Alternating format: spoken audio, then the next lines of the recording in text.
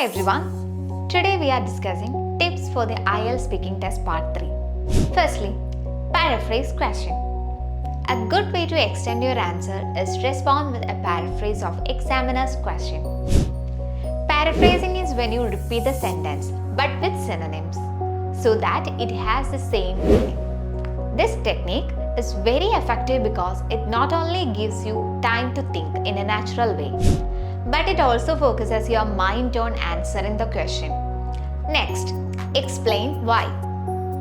Many students state their opinion but don't extend their answer by stating why they feel that way.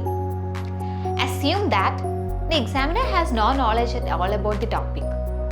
Pretend you are speaking to a child who knows nothing of the topic, and this will help you explain how you feel. Asking ourselves why we continue to explain our opinions can lead to more developed answer. Next, give examples.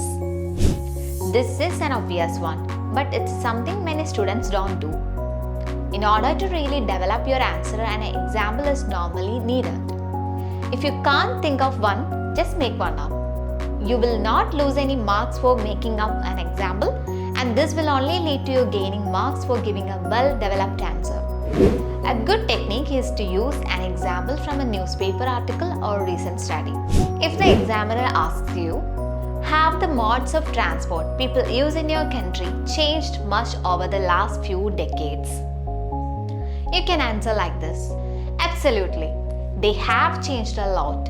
In the past, most people used bicycle, but now they predominantly use motorbikes.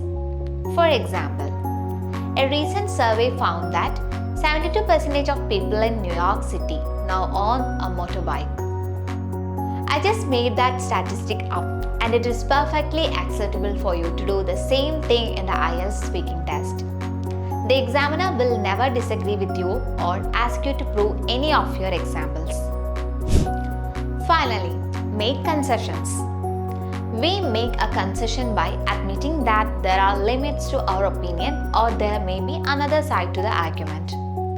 We use words like however, on the other hand, and despite this to make concessions. Some students don't like doing this because they think it weakens their argument or opinion. In fact, by showing you are aware of other opinions, you are actually strengthening your argument. I hope that the tips in this video will help you give a fully developed answer to all the examiner's questions. Now get practicing. Thank you.